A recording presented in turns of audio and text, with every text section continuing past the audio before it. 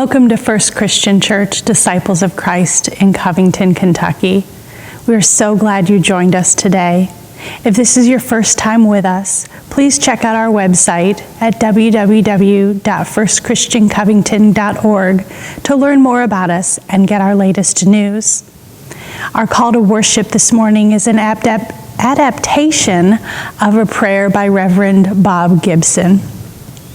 God calls us, wandering along seashores and sidewalks, inviting us to sail out of our smug harbors into the uncharted waters of faith, to wander off our predictable paths into the unpredictable footsteps of the kingdom, to leave our comforts to accompany Him into the uncomfortable places we usually avoid. Let us pray. Spirit, guide us in our reflections, prayers, and songs to find you, who are our deliverance to the shore. Amen.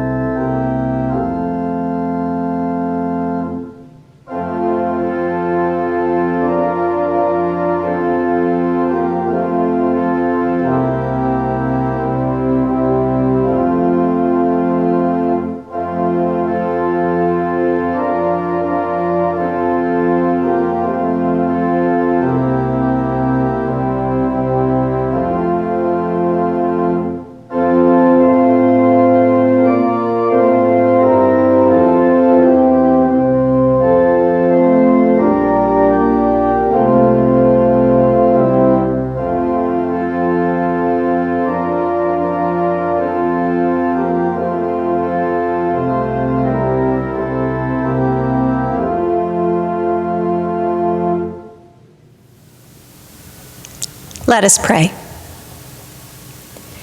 Loving God, into your presence we come, seeking healing and wholeness.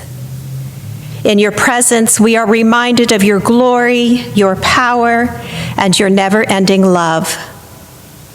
In your presence, we experience a momentary respite from the noise of our lives as we breathe in your spirit of calm and peace.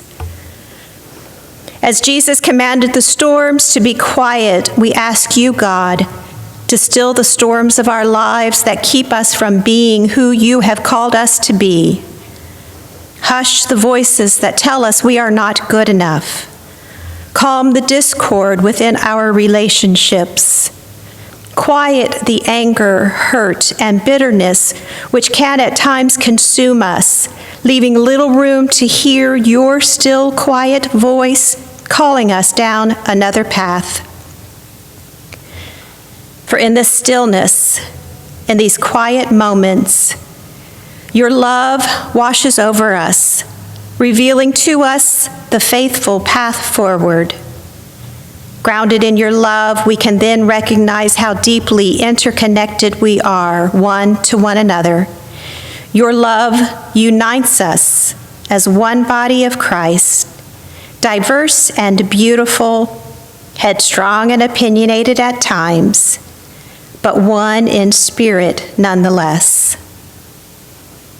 As we go about our days, God, remind us to be still so that your love can enter into our hearts, minds, and spirits, transforming the way we in turn love you and our neighbor, enabling us to see one another, truly hear one another, and honor the humanity of one another, remembering that we are all part of your beloved creation. In the name of the one with the power to calm the storms, we pray. Our Father who art in heaven, hallowed be thy name. Thy kingdom come, thy will be done, on earth as it is in heaven. Give us this day our daily bread, and forgive us our trespasses as we forgive those who trespass against us. And lead us not into temptation, but deliver us from evil. For thine is the kingdom, the power, and the glory forever and ever. Amen.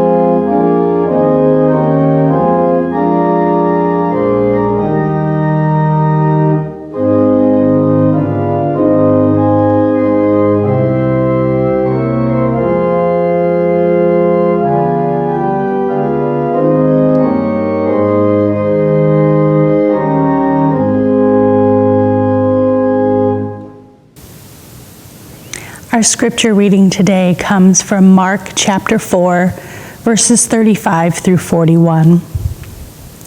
On that day, when evening had come, he said to them, "Let us go across to the other side." And leaving the crowd behind, they took him with them in the boat, just as he was. Other boats were with him.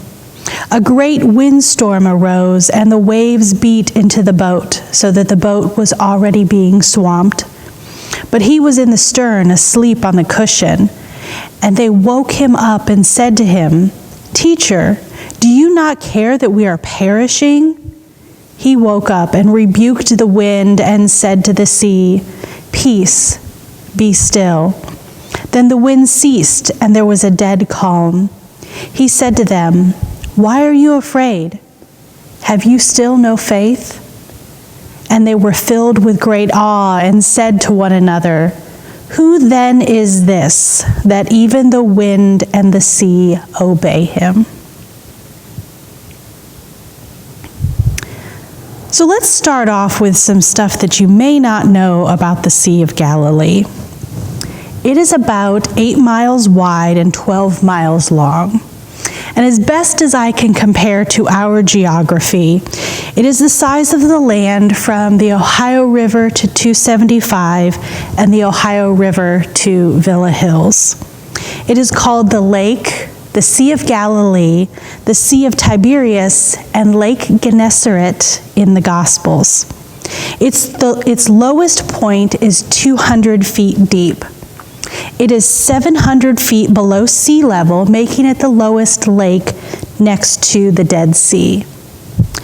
Reverend Ray Vanderlaan, who studies archaeology, geography, and history related to biblical studies, reports that the sea's location makes it subject to sudden and violent storms as the winds come across the eastern mountains and drop suddenly onto the sea.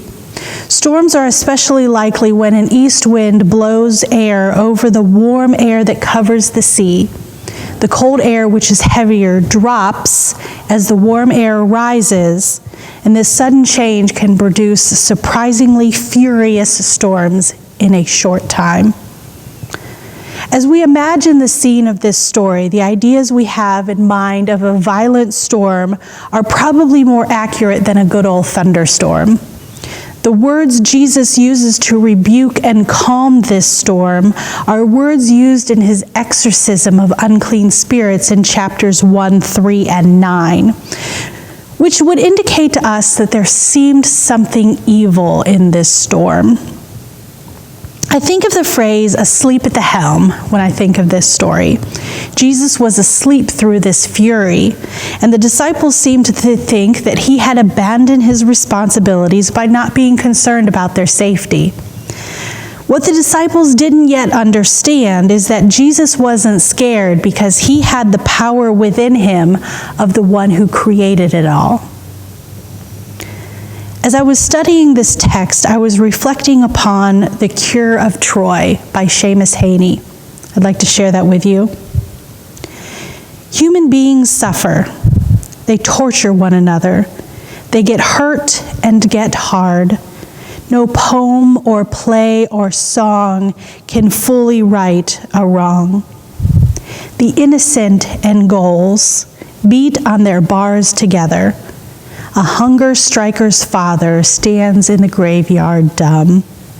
The police widow in veils faints at the funeral home. History says, don't hope on this side of the grave. But then once in a lifetime, the longed-for tidal wave of justice can rise up, and hope and history rhyme. So hope for a great sea change on the far side of revenge. Believe that a further shore is reachable from here. Believe in miracles and cures and healing wells. Call miracle self-healing, the utter self-revealing double take of feeling. If there's a fire on the mountain or lightning and storm, and a God speaks from the sky, that means that someone is hearing. The outcry and the birth cry of new life at its term.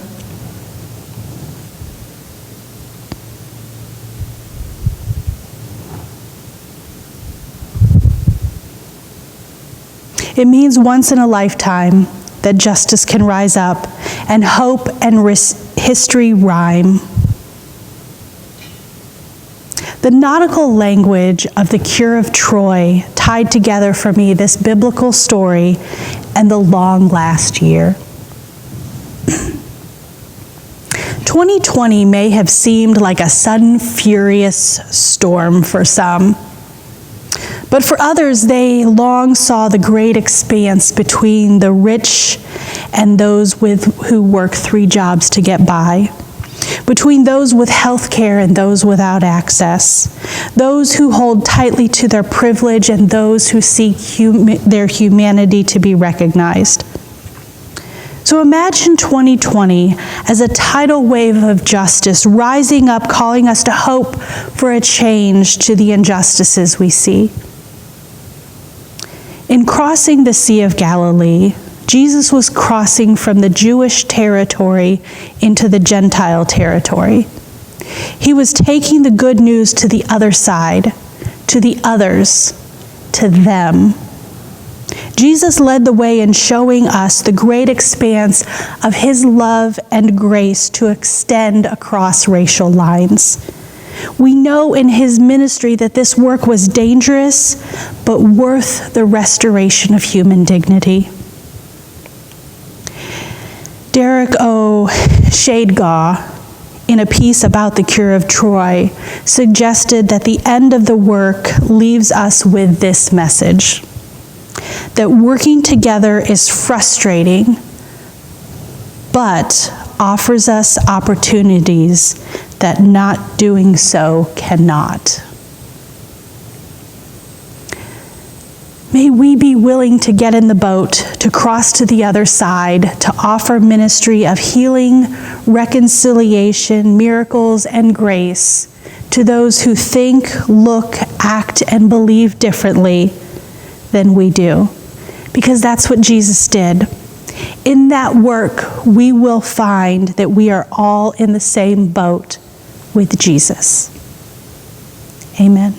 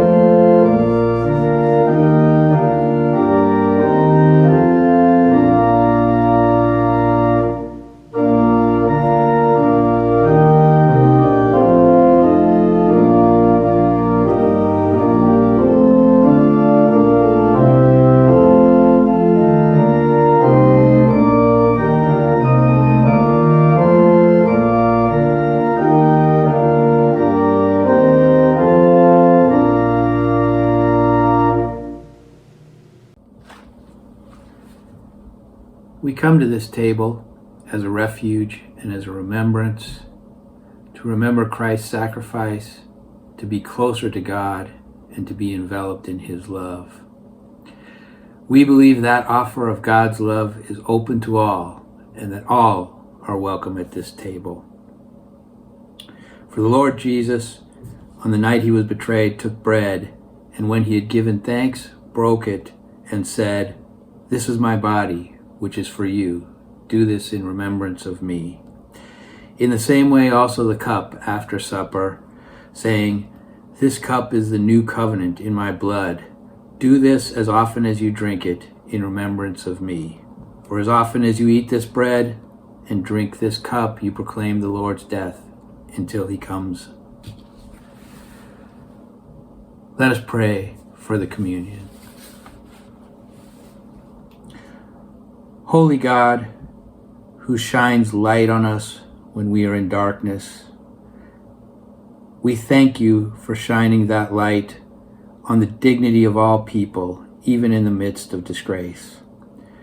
We thank you for your gift of hope in the midst of fear, and we ask you now for the strength to live according to your will, so that it can be said, "I was hungry and you gave me food. I was thirsty and you gave me drink. I was a stranger and you welcomed me." As we take these elements, let their nourishment fill us with the joy of being instruments of your will. We pray this in Jesus' name. Amen.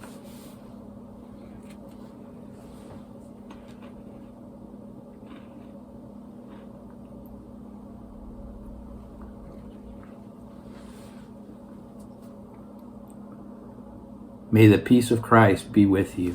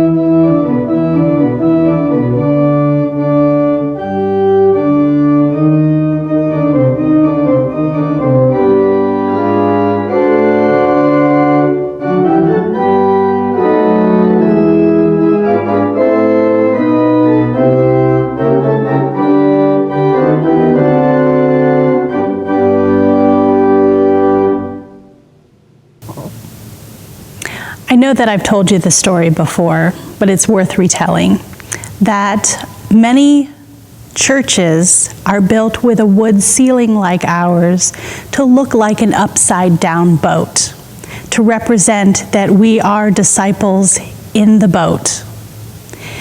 It is often called a nave, which is where we get the word navy, that nautical theme. So while I'm in the boat today by myself, I know that we are all in this boat together as we worship. And I look forward to a time when we are in the boat together, in this boat, and that we can invite friends and visitors to come to us and be in the boat with us and be in ministry with Jesus together. Amen.